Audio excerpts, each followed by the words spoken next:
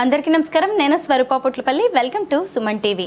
ఎంజీఐటీ college civil engineering department head అయిన doctor Venkatramaiah garu ప్రస్తుతం వారు నాతో పాటు ఉన్నారు. వెంకట్రామయ్య గారితో మాట్లాడదాం.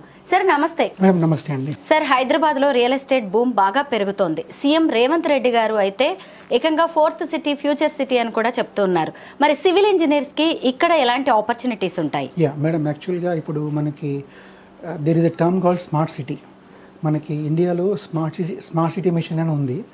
అందులో మనకి చాలా సిటీస్ ఇంక్లూడ్ చేయబడి ఉన్నాయి.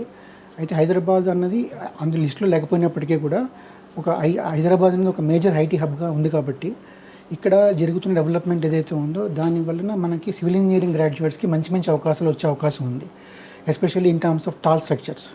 సో మీరు గమనిస్తే మనకి హైదరాబాద్ సిటీలో టాల్ స్ట్రక్చర్స్ చాలా ఎక్కువ వస్తున్నాయి. ఇప్పుడు మల్టీ స్టోరీ స్ట్రక్చర్స్ ఎక్కువ వస్తున్నాయి, 25 స్టోరీస్ 30 స్టోరీస్ అట్లా వస్తున్నాయి. సో ఈ స్ట్రక్చర్స్లో ఏంటంటే మనం బేసికల్గా గ్రావిటీ లోడ్స్ కాకుండా విండ్ లోడ్స్ మరియు సిస్మిక్ లోడ్స్, అంటే భూకంపాలు వచ్చే తీవ్రతలు కనుక మనం గమనించి దాని ప్రకారం డిజైన్ చేయవలసి ఉంటుంది. అండ్ లక్కీగా మనకి హైదరాబాద్ జోన్ 2లోకి వస్తుంది. మన ఇండియాలో there are 4 zones: zone 2, zone 3, zone 4 and zone 5. And zone 2 అనేది least earthquake seismic prone area. కాబట్టి మనకి భూకంపాలన్నీ వచ్చే అవకాశం లేదు. బట్ 3, 4, 5 ఎప్పుడైతే మనం ఈ హయ్యర్ జోన్స్కి వెళ్తామో అక్కడ ఇంటెన్సిటీ పెరుగుతుంది, సిస్మిక్ యాక్టివిటీ పెరుగుతుంది.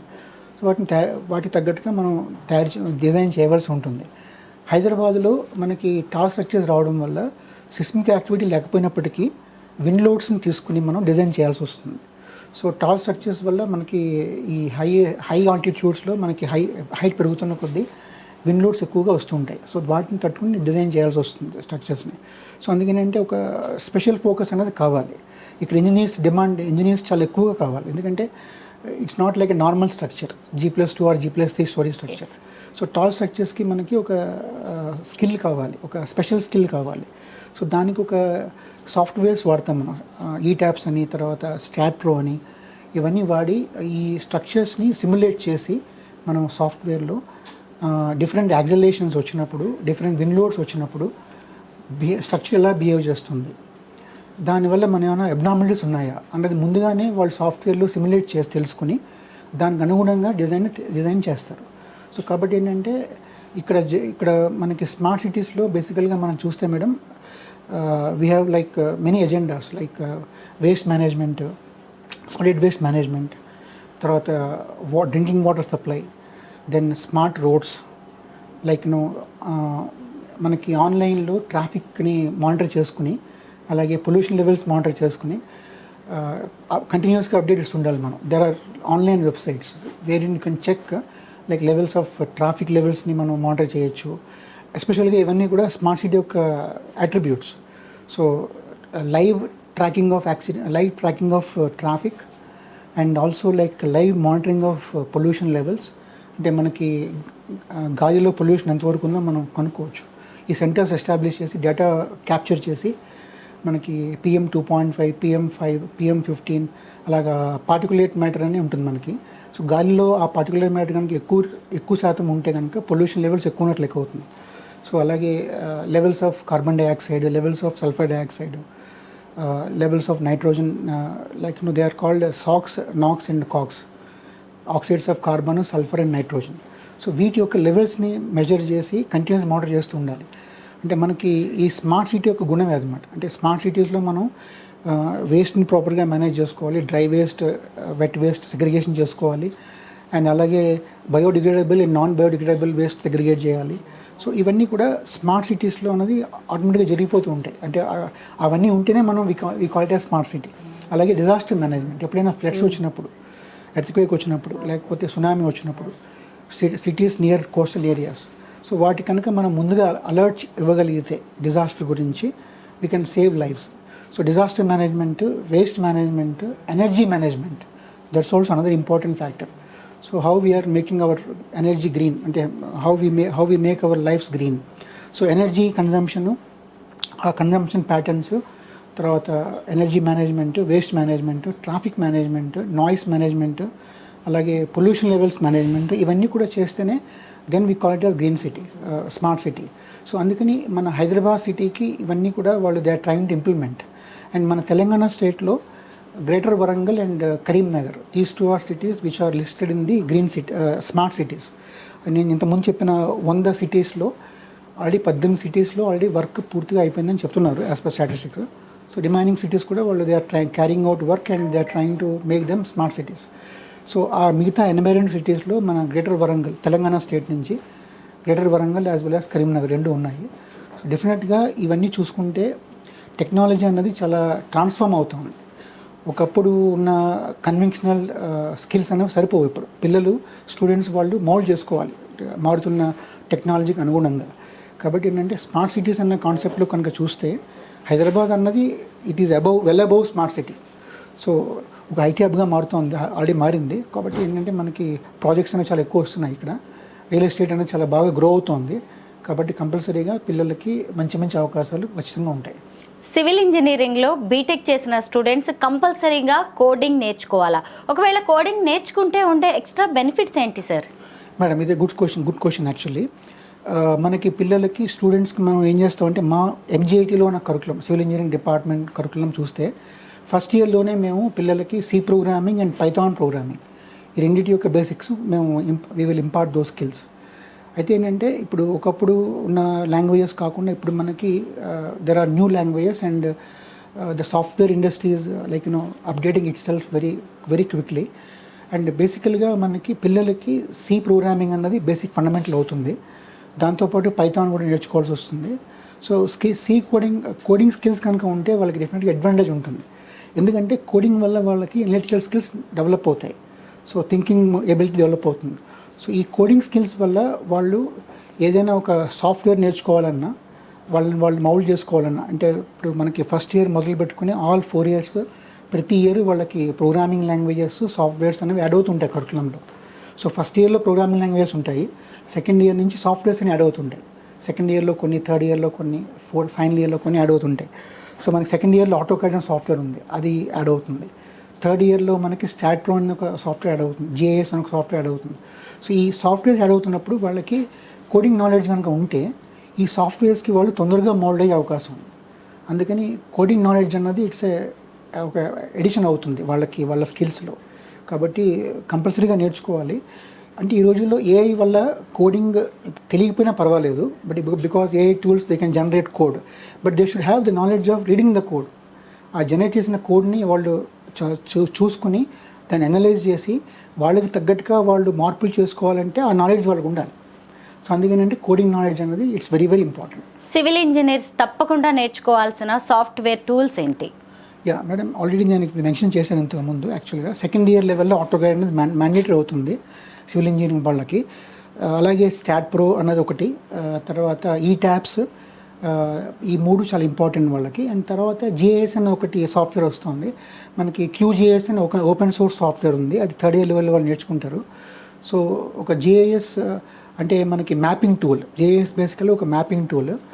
అలాగే ఆటోకాడ్ అనేది డ్రాఫ్టింగ్ టూల్. అలాగే స్టాట్ ప్రో అనేది ఒక design tool, analysis tool. So అట్లాగే వాళ్ళు ఒక్కొక్క సిమిలర్లీ మేడం ఇంకొకటి ప్రాజెక్ట్ మేనేజ్మెంట్కి ఇంతకుముందు నేను చెప్పినట్టుగా ప్రైమావీరా అని ఒక సాఫ్ట్వేర్ ఉంది, P6 అంటాం దాన్ని.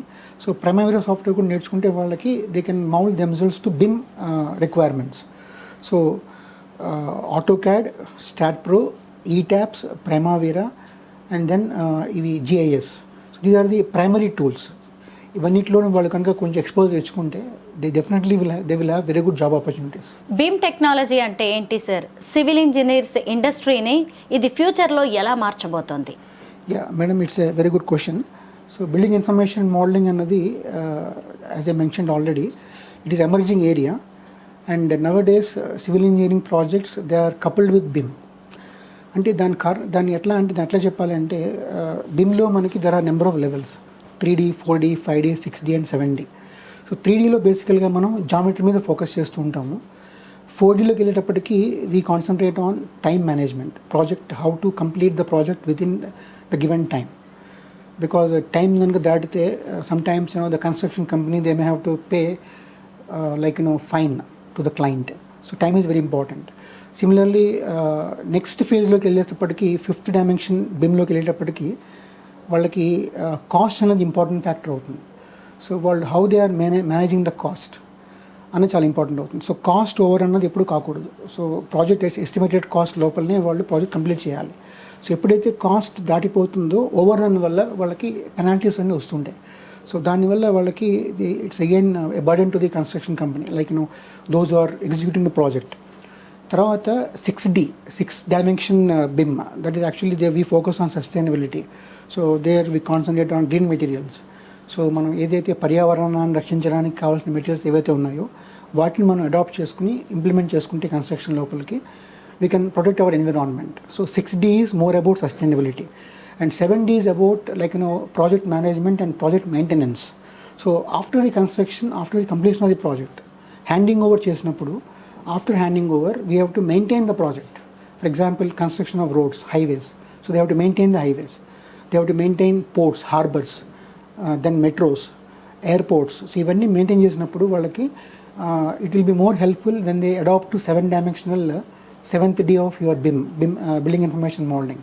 So atlaga BIM lo there are many layers actually. So we have to, students can adopt themselves to various layers and learn various tools. Every layer ki we have got separate software tools.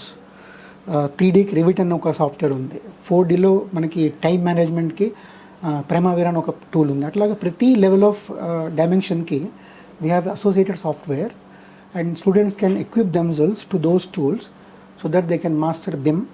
And BIM technology తెలిసిన వాళ్ళకి స్టూడెంట్స్కి చాలా strong demand ఉంది ఇండస్ట్రీలో.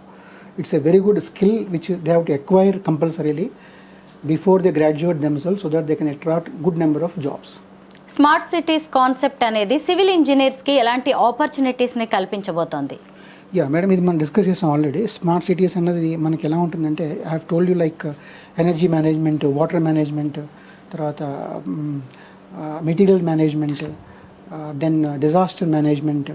So వీటన్నిటిని కూడా మనం ఎట్లా how the city can adapt to various technology challenges. అంటే మనకి ఒక డిజాస్టర్ జరిగినప్పుడు మనం ఎట్లా అలర్ట్ చేయాలి.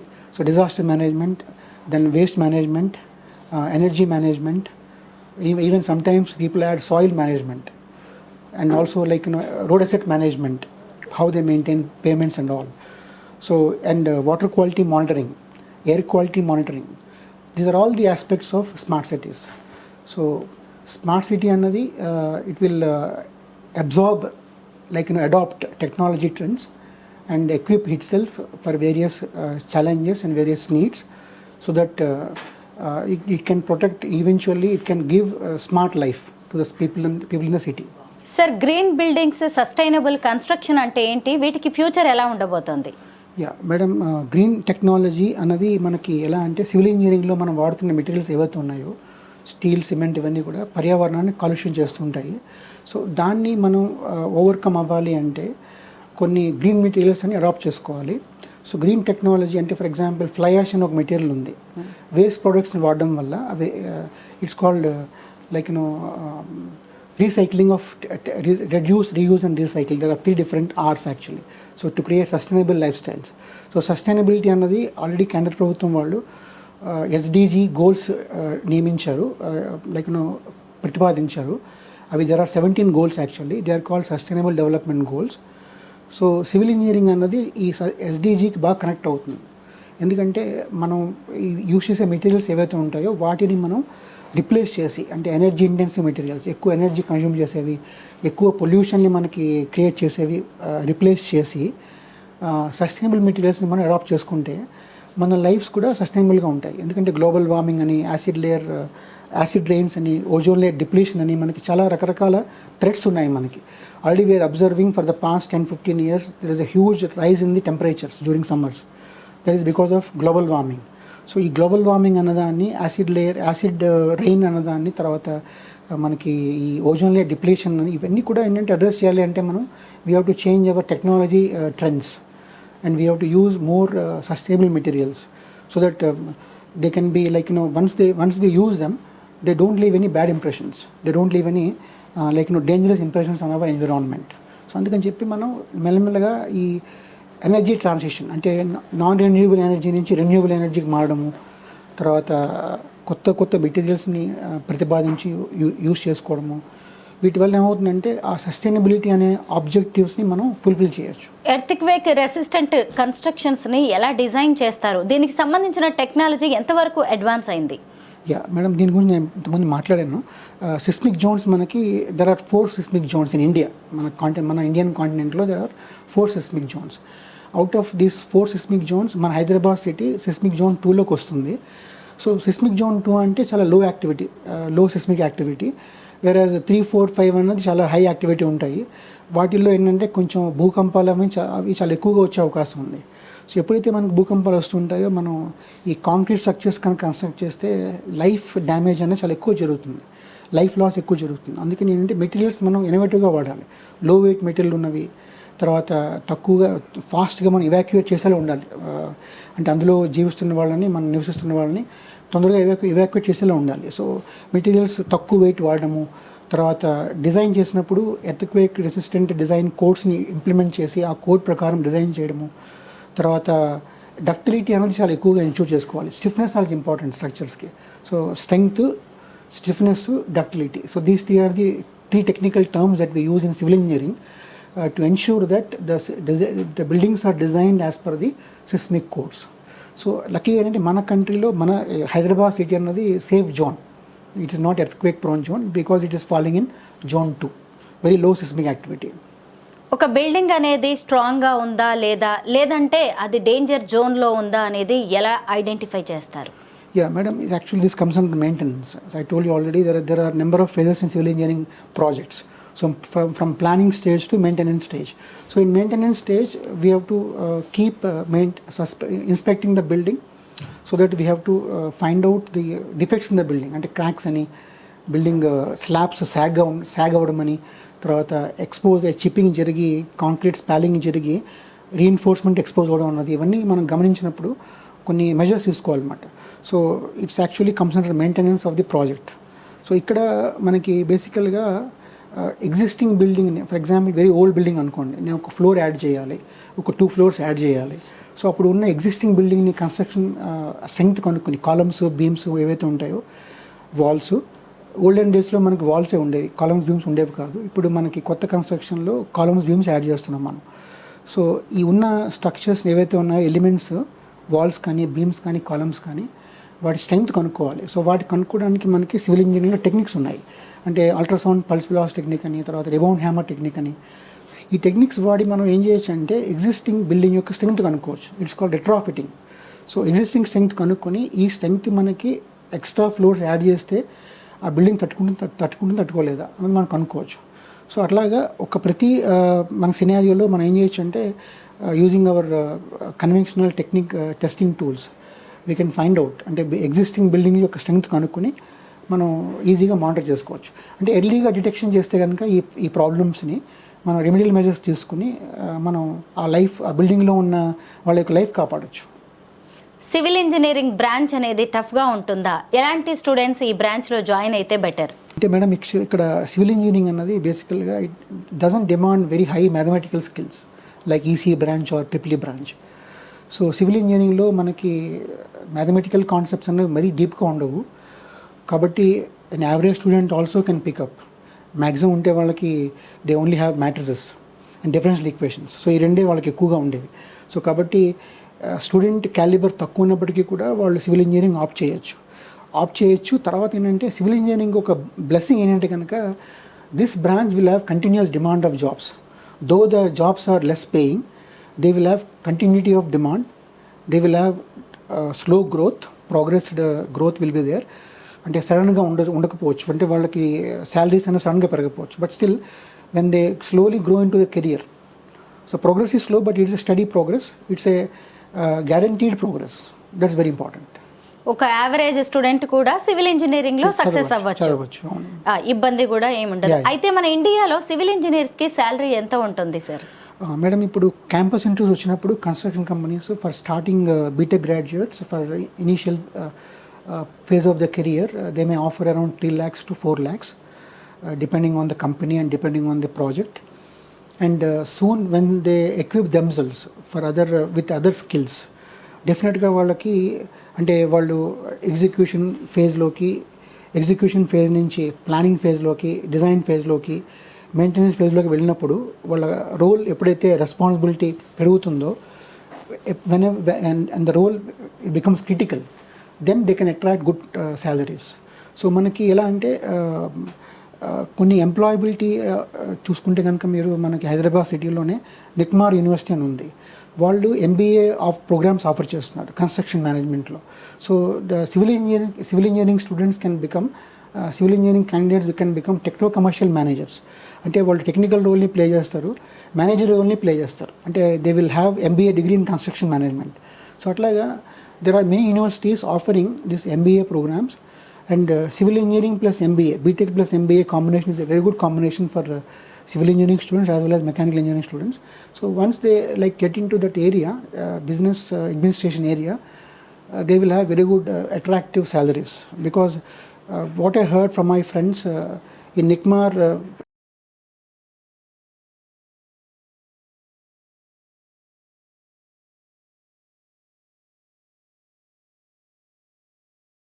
employers are coming from other countries also, so they are able to get on-site jobs in other countries like USA, Dubai and all. So definitely there is a chance